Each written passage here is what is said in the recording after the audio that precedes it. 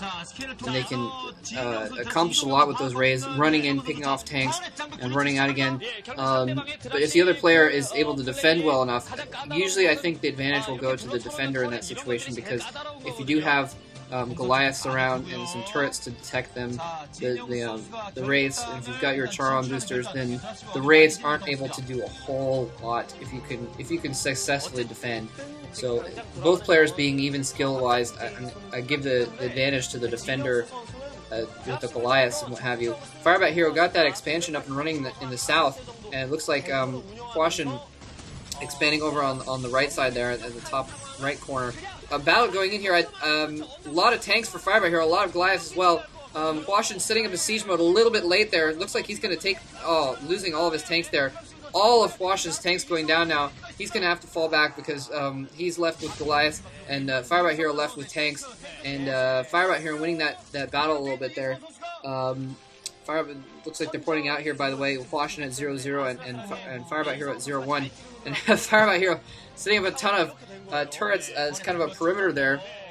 A lot of money there, but I think he has it to spare at this point, and I think it's pretty smart given the fact that Hwasin's advantage right now is he has the air power, he has the raids, and most importantly the dropships, because FireBatHero does not have dropships. Usually the dropships, it looks like he's getting some right now. He could be getting science vessels to try and detect those raids as well, which would be a good idea, I think. But some tanks coming in here in the back. They're going to be able to pick off a few SCVs. It looks like Hwasin's going to be able to defend that. He's got some tanks in position. Well, maybe they're not in a good enough position, actually. He can't quite go and put them in the right position in the south, because FireBatHero has some more tanks there. So really good placement, actually, there by FireBatHero. He's got his engineering bay coming in here to spot. And I'm not sure why Hwasin hasn't dropped on those tanks yet. But as I was saying, yeah, Hwasin has the air power. He's got the dropships, and FireBatHero does not have any dropships. He might be getting one right now, but that's not enough. So here we see the advantage of those dropships. Hwasin having the mobility to come over here and drop his forces on this base there. He's going to take out a couple of SCVs, but he's probably going to be able to take out... we'll see if he can... Yeah, he's probably going to be able to take out that command center before anything happens. He's sieging up there. Yeah, totally taking. Look, although he's going to be able to take this back, I don't think he's going to be able to save those tanks. But the SCVs and the tanks and Goliaths are going to be able to push that out. But in the meantime, though, FireBatHero losing that base, Hwasin temporarily up economically. He's got that base up there, so that is that's one of the two main advantages of those dropships is your mobility. Mobility is a huge deal in this kind of a game, Terran versus Terran, and now some raids going in there, and Hwasin being a little bit careless, just kind of leaving him there to get picked off. I guess he probably wasn't paying attention there. The other main advantage of the dropships, obviously, being that you can drop on your opponent's forces. And actually, I forgot about this whole situation here. I said Hwasin was up economically, but he's really not, because he's lost a lot of SCVs over here, and he's not able to mine. And now he could have dropped on those tanks. I don't know why the hell he didn't just go over there, drop his forces all over the tanks, kill them off, pick the map up again, and then go and kill that southern expansion. He should have done that a long time ago, and he didn't.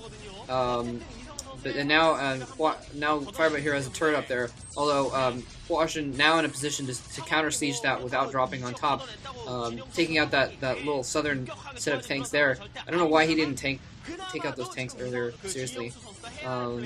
But he didn't. So now Hwasin is going to be able to take out that little push there, and FireBatHero building 2 more command centers in the south, and this does actually look like it might be turning into a long game.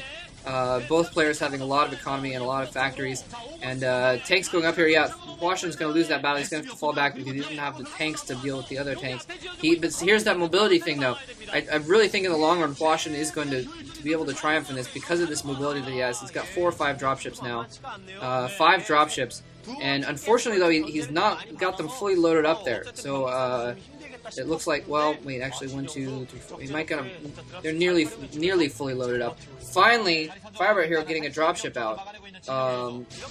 He's way behind in dropships, though. Really, though, the thing is FireBatHero could kind of retake this advantage if he can somehow take out a few of those dropships. If the next time, if he has some Goliaths around, and if he gets a lucky shot in where he's able to target fire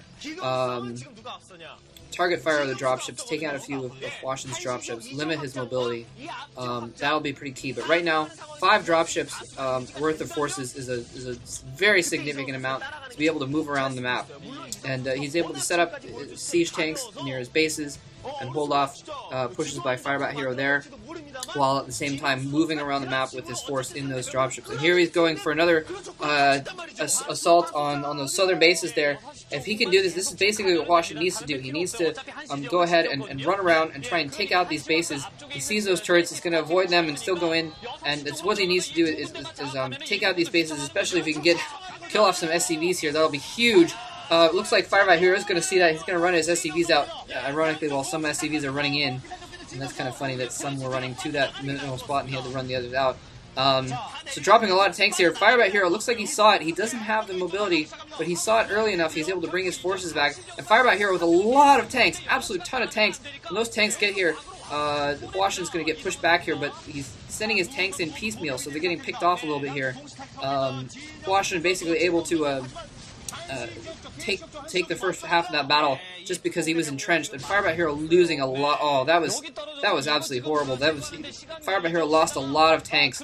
He should not have lost. Having, what was that, like 12, 14 tanks and assaulting 5 tanks, he should not have lost 6 or 7 tanks there like he did. But he did, and now he's left just kind of holding that position. So that was a big